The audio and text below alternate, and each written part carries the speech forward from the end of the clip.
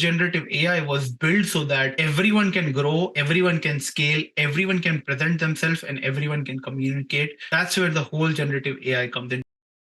Welcome to the Never Employed Chat. My name is Sam, and I interview people who make a living beyond salary jobs, entrepreneurs, business owners, and investors, so that we can learn from their stories together. There are many great ways to make a living, and even more ways to wealth. At Never Employed, we encourage you to think of alternatives to employment jobs. What would you do if a salary job was simply no option? So my name is Udit Goenka, and I currently run two brands under my one holding company known as Lil Saas Incorporation. Under that, I run two brands right now. The first one is Pitchground, which is a SaaS marketplace, and the second one is firstsales.io, which is an email outreaching tool. So those are the two startups or brands I would say I run at the moment. So Pitchground is the second largest SaaS marketplace in the world right now, and one of the largest SaaS marketplace in India for early stage SaaS companies. And First Sales is the newborn baby, which came out of my last failure. So my last failure is something that I rebuilt with my new CTO and my new co-founder last year in May. And we launched the product on 19th of May. And yeah, it's been about like 8-9 months so far. We're doing very, very well with that as well. So those are the two brands that we're running right now. So Little SaaS is the core company. We classify ourselves as a sales tech company. So anything that revolves around sales is what we do. Yeah, then I wonder what's actually your background. So do you have a tech background, a marketing background? What's your background? So I started my career as a freelance graphic designer. I self-taught myself everything, learned everything from YouTube, read books. And prior to that, I was very heavy into gaming. I don't know if you remember this game known as Ragnarok. It used to be a very popular RPG game. And it was one of the first RPG games out there that came out back 17 or 18 years ago, and people were just crazy. So I was like one of those addicts who would like just play that RPG game all day long. And apparently that's where I learned how to build teams, how to work with teams, because it was a team building game, right? It wasn't a solo game. So, and that's when it intrigued me, how to build designs, because Ragnarok was built in a way where it was open source and anyone could deploy Ragnarok on their own server and run their own server, basically. So I was in one of the popular servers, and they would run forums and they would always run contests like put up your designs and you would win something, or we'd give you some hampers, or we'll give you some extra tokens and things like that. And when you're a 14, 15-year-old kid, you're not looking to make money, right? At least not 17, 18 years ago, because the entrepreneurship and the startup world did not really exist about 16, 17, 18 years ago. So I was like, oh, that's cool if I can just submit a design and things like that. So I started researching how to make them. And I found few videos, and they said that you got to learn Photoshop, and then you got to learn Illustrator to make those designs so that you can then submit, and they would upload that on the server files, and it goes live for everyone. So I was like, very cool. Started learning them, started making some of the designs and submitted them. People loved my design, and eventually then I started posting a lot of my graphical work on Orkut. Back then, it used to be Orkut.com, which used to be as big as Facebook. Now it doesn't exist anymore. So I would post a lot of my designs over there, and people were like, "Dude, what are you doing? This is very interesting. People would pay you for all of these things." And I was like, as a 15, 16-year-old kid, then I was like, who the heck would pay me for designs? So one of my friend told me that you should start freelancing. And my next question was, what is freelancing? Because that was the very first time in my life I heard the word freelancing. And eventually I ended up landing my very first customer. It was from Israel. He asked me to design a logo, and started my journey from there. After I got into heavy designing, I was like building up websites, designing websites, not building up websites. And then my next immediate question was, how can I build the websites from the design? I don't want to restrict myself from just designing it on Photoshop. I want to actually see it being clicked and want to go to next page. So I was always curious about the next thing. And this is when I started learning HTML, CSS. And once I did that, then I came across the whole application system, that you could also build an application. It would have database. And I was like, how do you do that? So again, I would spend all my time. And meanwhile, my 12th grade came in, where I just scored 50% because I would spend all my time in working and designing and gaming and all of these things. So my dream of becoming software engineer was completely shattered because at 50% in 12th grade, which is like the most, it is like high school basically in other countries. So that's the most important year. If you screw that up, it's very unlikely that you land into a good college. And that is exactly what happened. I got invites from some very crappy college to do software engineering, and I said no, I'm not going to do that. So I went into my roots, and most of my family runs businesses. So I took commerce, which was very natural progression for me, and that's where I spent a lot more time because commerce is relatively a lot more easy for me because most of the Indians are very good with numbers in general. So that was so very smooth for me that I would like spend a lot of my time on just learning how to code and things like that. And that's where I learned how to build applications. And I ended up building my first project. I ended up working and building up my very first startup with my first co-founder, who's still my co-founder in the current startup. So that's how I started my journey. But when I was building up my first startup, my co-founder told me that, Udit, you will become a way good marketer and salesperson than you are a developer. And I was like, no, I don't like that because I was a very heavy introverted person. Even right now, I have two personalities. When I'm not working, I am heavy introvert. But when I'm working, I am in a very extrovert personality where I would talk about everything. But if we would just meet randomly, I would probably just sit in a corner. I would not be like very outspoken. And that's something that I've developed over years, basically. So he told me, oh, just trust me. You are a very likable character in general. And I asked him, what do you mean by likable character, right? Because if someone is telling you about you, it's kind of like hard to understand who you really are unless and until someone really tells you. So he told me that do that, just trust me, and I'll take care of the tech, I'll take care of everything else. And I was like, all right, let's give it a try. We give it a try for 6 months, and he told me that you will be the face of the company, you will be the CEO, and I'll handle everything else behind the scene. I'm like, okay, 6 months, we give it a try. If it works out, it works out. And this is when I flew down to US for the very first time. I think I was just 20-year old kid. I flew down over there. My English was broken. I still remember it took me a month just to walk into a subway and ask them how to make my sub. It was that difficult for me. I did not even know like something like Subway existed. So I still remember when I ordered my very first Starbucks, I went into the store with like full of confidence. And when they asked me what kind of coffee do you want, I was clueless because there was probably like 30 options. I was like, which coffee should I get? Because the only name of coffee that I've heard in India was cappuccino and then this regular coffee, right? Just like a creamer and coffee, and you mix it and you drink it, right? We in India call that as a filter coffee. So they told me something very fancy name and they called it like Americano. So I was like, all right, let's do that. And I had no taste for black coffee. Had a sip, threw it away, right? And I was like, I regretted spending $5 on that, only to just throw it away, right? So since then, my journey has been out there. I've learned a lot, learned how to communicate. And since then, I've never looked back. And I've become so much better as a marketer and salesperson than I was as a developer. So that's been my journey. And if we connect all of those dots of my life to Pitchground today, it involves everything right from understanding design, UI, UX, development, marketing, sales. So when I look back and connect all my dots, as Steve Jobs always says, that once you're in your 30s, and if you connect all your dots back, you will realize you are meant to be where you are and you would be doing what you are doing. So when I connect all those dots, I realize that that's my core strength, like understanding tech to the core and then also able to understand how to sell softwares. That's been my journey. You covered so many interesting topics already.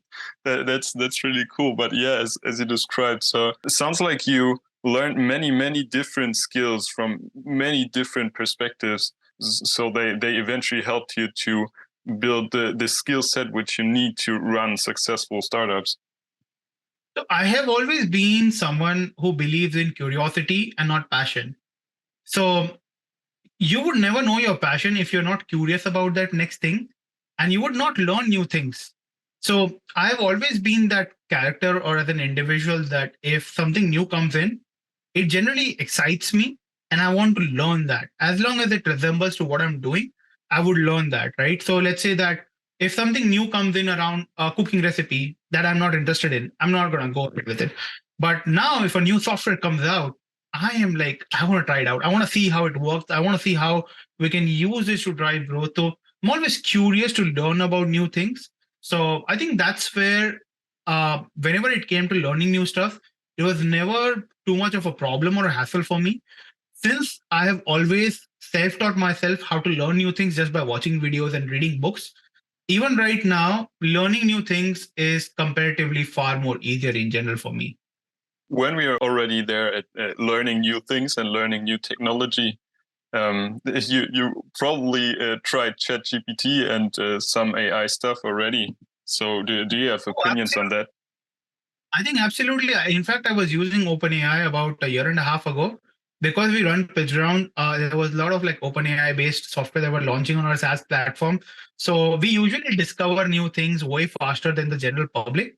And ChatGPT is just like a compilation of entire OpenAI in a more like conversational AI manner, basically. So I definitely feel it has such a big opportunity for people, and it opens up doors and opportunity for businesses who cannot afford like expensive copywriter, and yet they want to express themselves, they want to build contents, they want to share contents. And also at the same time, for developing countries where English is not the first language, I think it's a great way for them to present themselves in the best possible manner, in the most budgetary way. So technology is a boon in that way, because it brings equality in the society. How does it people in developing countries? That's a very interesting point for me. In developing countries, usually what happens is you will not find the best of the best talents, right? And if they are the best of the best talents, it's usually acquired by some of the funded startups or a very large company because they can afford to pay for the best talents. But when it comes to small businesses, they generally tend to shy away because it would cost them quite a lot. And small businesses are already struggling with margins, they're already low on revenue, and for them to invest about 30-40% of their entire revenue on just one person, that's not justifiable on a business point of view. So for them, having such technologies so very helpful that they can easily build things, they can grow things, and at the same time at a very affordable cost, which is where like ChatGPT comes in. And in general, generative AI comes in, right? So the whole generative AI was built so that everyone can grow, everyone can scale, everyone can present themselves, and everyone can communicate. That's where the whole generative AI comes into picture right now. Personally, for Pitchground or for sales, do you use some kind of AI technology yourself, or do you mainly, as you said, like market these other platforms who use it? No, so we are using OpenAI directly. We have built our own small platform where we train our own data models on DaVinci right now, DaVinci 003, which is typically Chat GPT GPT 3.5, as OpenAI says. So we've just built our own stuff because we need so much custom stuff that we cannot rely on something like ChatGPT, because it's going to give more of a generic answer versus we want things to be done our way. So we're still using OpenAI, but we've just built a layer on it. So we keep on supplying new prompts to just train the AI so that the outputs that we get is more specific to our needs. And then in which way or for which part of the business do you use it actually? Absolutely everything, right? From ads to social media to creating ideas, brainstorming strategies, coming up with like webinar topics, strategies, pretty much everything you name it. We are using it for pretty much everything now. Okay, then how does this look in practice? And if you say things like brainstorming and so, it's like do you just prompt like yeah, open AI for? Yeah, just give me ideas. That's it. Okay, nice. That's really cool. It just saves time, because if I sit with my team and try to brainstorm, they'll probably take a week to come up with ideas. Versus I can just do an initial brainstorm and see if I can find some nice, good ideas. If I can, then I use those ideas to sort of like further implement things, right? And then take it to the team level And then we start working on the implementation strategies rather than figuring out. We focus on how do we implement it, and that's why we are able to produce the kind of result with such a small team. Do you think that it's a problem that the data may be limited to a certain time level? I don't know about the data with which you work, but I think what people talk about referring to ChatGPT, for example, is that it only can look backwards and doesn't have the like very up to date data. That is if you are doing research level data, and if you require a research level data and you want to use that research level data. So for example, if I ask ChatGPT with a prompt, what is the revenue of SaaS industry, Mm-hmm. then they'll probably give me data until 2021. But if I'm asking them, give me 5 topics to make reels about in SaaS, at that stage, I don't need data. I need ideas. So we have to understand both of them, why we need to use certain technology in certain way. But then there are ways where there are, again, softwares available where it also uses serve.api, which is, again, additional platform that would scrape in real time and then supply that to ChatGPT. And you can, again, there are services out there where you can just get the latest data out there. So you don't have to wait for something. There are technologies available already for that. Yeah, that's awesome. And you probably also promote some of these startups and like companies who provide these kind of services on Pitchground already, right? Yeah, so we keep on getting a lot of early stage startups, SaaS startups who are coming up with amazing ideas all the time, and they keep on launching because usually what we do is when they come on PitchGround, we have 500,000 users worldwide who are using our platform and buying from our platform. So it just makes your visibility and life a lot more easier because people know that, okay, this is a good software. If it has come on PitchGround, it's probably there's a very high level of due diligence done on the platform. So it builds a trust right away and it just gives you the audience right away. So usually for SaaS companies and small SaaS companies, they trim down their growth period from like 2 years, 3 years to just 6 months, basically. That's a lot of time saved. But we are community led, which means that we have built a community around PitchGround where we interact a lot with our community, and there is a very high level of transparency in terms of what happens, what do they do, everything, literally everything. So our growth is community led. Our tagline is fuel your business growth. How did this generally develop? Connected to your past, how did you get from just being curious to building your startups and to Pitchground eventually? So building a community initially was a little far more easier for me because PitchGround isn't my first gig. I'd previously sold 2 ventures before my third venture failed very miserably. So I had customers from the past who were connected with me on LinkedIn, and most primarily, like most of them were on Facebook. So I ended up building up a Facebook group when we started, and we used that as the driving growth factor as well, and built our entire community over there. And then we also have a very small active community on WhatsApp on top of that, which we recently started when WhatsApp community was released. For people who want to start some kind of business, do you have a general advice for people? What are important skills to be an entrepreneur? I think the most important skill is to have perseverance. That's the most important skill, and get ready to work 24/7, because entrepreneurship is a 24/7 job. It's not a 9 to 5 job, right?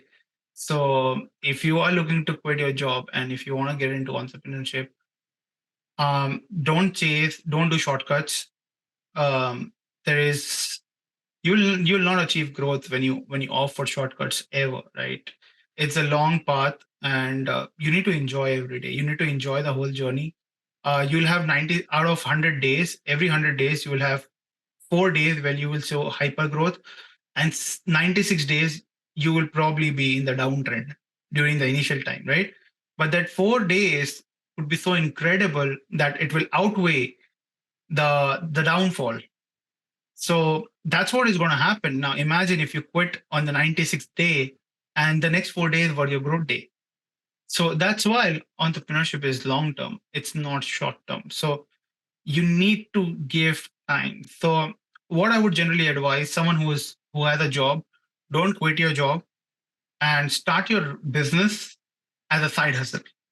And once your hustle income surpasses your salary, that's when you will be in a position to just quit. Meanwhile, work on your personal branding, keep building contents, keep building user base, keep building community. You don't need to rush because you don't have a pressure to make money additionally because you're already making money via a job.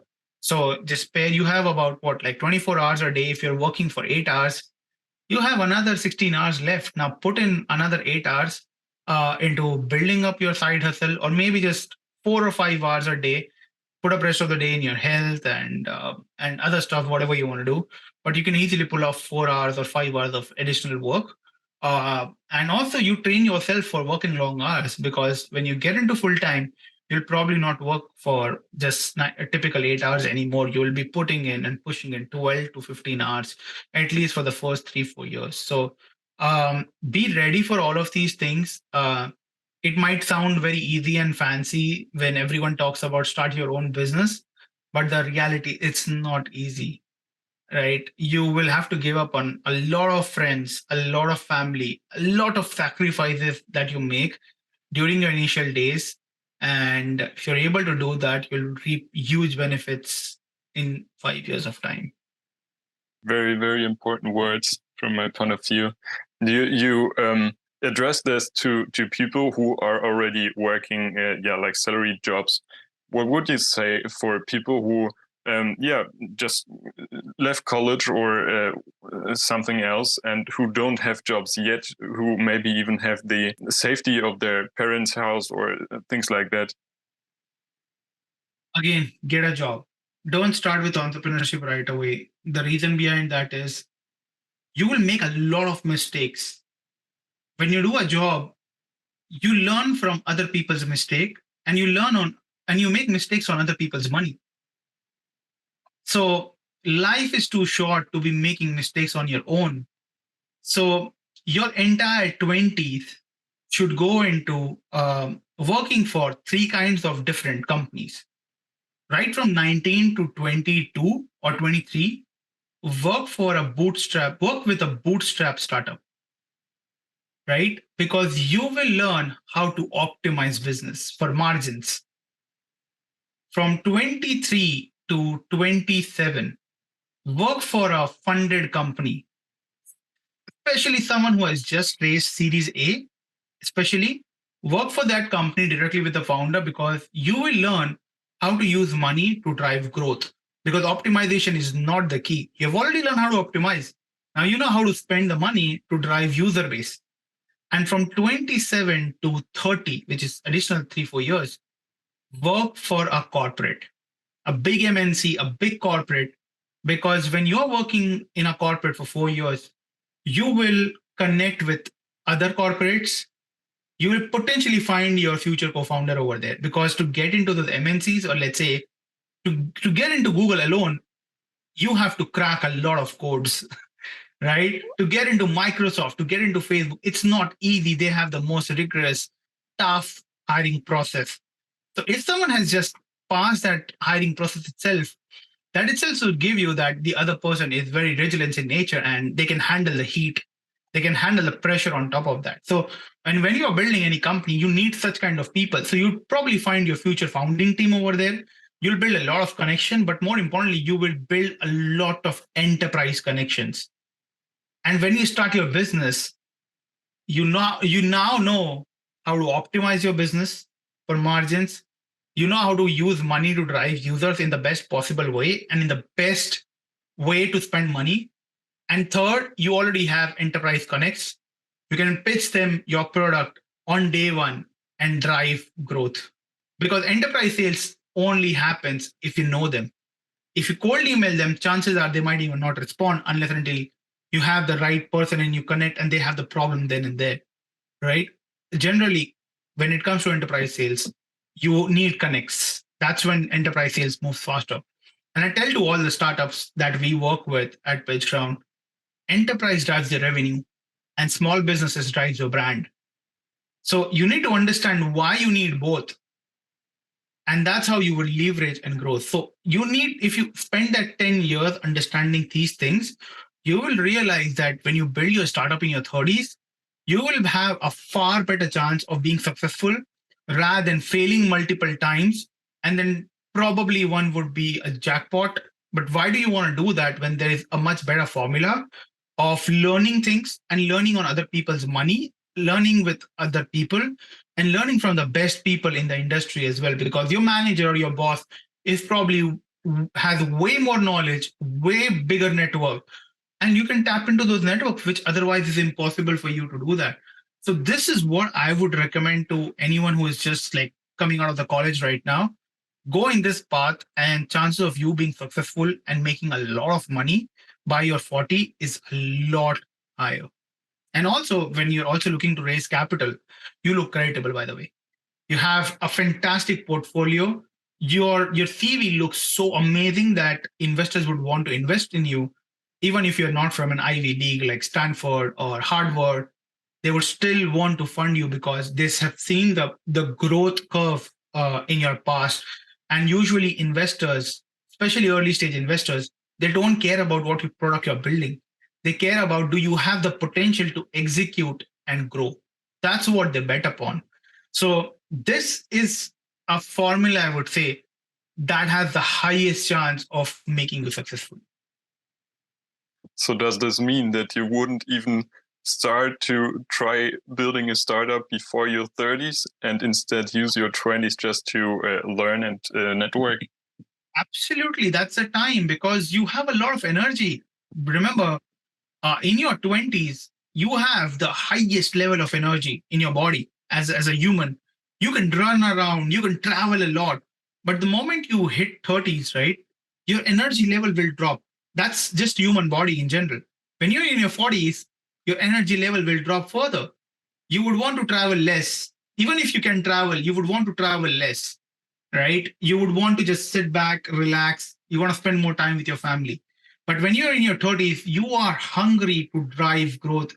And also at the same time, remember during your 20s, you don't have any typical responsibility on your shoulder because you don't have a family. You're not married during your early 20s. Generally, people would marry like in the late 20s or early 30s, or maybe like late 30s. So when you don't have responsibility, your expenses are quite low at that stage. You're probably just paying for your rent, food, and probably travel. That's it. You're just paying for these things. So when there's a lesser responsibility, you can spend the time to just invest that money at the same time so that when you actually start a startup, you will also have over 1 million or 2 million or 3 million sitting in your bank account, or probably invested at different stocks or probably just index funds. And when you want to start, you don't even need to raise capital. You can just continue bootstrapping because you have made that money in the past. That's how you do it. So don't even bother starting. Take slow. Again, this 10 years that you're going to invest will help you build a better business. That's really, really impressive words. Honestly, I'm quite speechless. What are your plans for 2023 and the coming years? So our 23 goal is to release a newer version of Pitchground that we have been working on for some time. Release that, continue growing on that. So I'm one of those entrepreneurs who has a clear vision that I want to stick around with this project for at least the next 10, 15 years, right? Because if you look at anyone who has made it big, have been involved with that project for at least 10, 15 years, right? Before that, you got to have like an extreme luck, or someone comes and acquires you or something like that at a very high valuation when you have created so much hype about your company. So we don't want to do any of those things. Plus, for me, Pitchground is a very purpose driven brand because when my last startup failed, that is what inspired me to build Pitchground on the first place. So I have a lot of emotions attached with this particular brand or project, I would say. So it's not just like a company for me. It's not just a brand for me, right? It's a very purpose driven brand. So we want to continue growing on that. We want to continue working on that, leveraging on that, and that's what we want to do. Just keep on distributing because we feel that we can help a lot more SaaS companies and founders through our platform. Is there any challenges you're currently facing? Anything where people may eventually help you? I think for every founder, they typically have just one challenge, which is to build a good team and get good people on board, right? So that's a typical challenge that even we face, right? To keep on getting good people whom we can work with, who can help us with growth. Finding good people in general to work with is hard. Then, if people think that they're suited to work with you, where can they find you? They can just reach out to me on LinkedIn, Twitter. I'm very active on those platforms. They can just reach out to me. There are so many people who would reach out and just say, even if we don't have hiring positions, they would just say like, Udit, we want to work with you with the kind of knowledge you have, the experience you have. I'm not going to stick around forever, but I would love to work with you for a couple of years to learn. And we're completely okay with that because I always prefer someone being truthful, because we have a very modern thought process, right, as compared to that traditional thought process of thinking it's probably just going to work for 2 years, why should I even bother? Versus someone giving their 2 years is a lot of time if you think of it, right? 2 years is a huge time. So as long as they are committed to what they want to do and they are ready to help and has the right attitude, I think skills can be taught, talent can be taught to someone, but your attitude in general, no one can teach you. Your values, your ethics towards being truthful, those are the things that no company can teach you. That's something that completely comes from your upbringing, how your parents have really grown you as a person, how you evolve as a person. So those are the main traits that we look at when we are looking to hire anyone in general. And then I hope that you connect to great people that way. And thanks a lot for taking the time. Worries, pleasure's all mine, Sam. Thank you.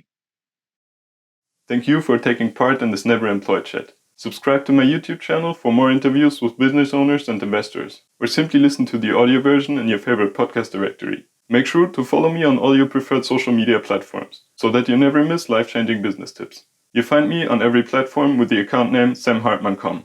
Start a business, become successful, and tell me about it. See you next time.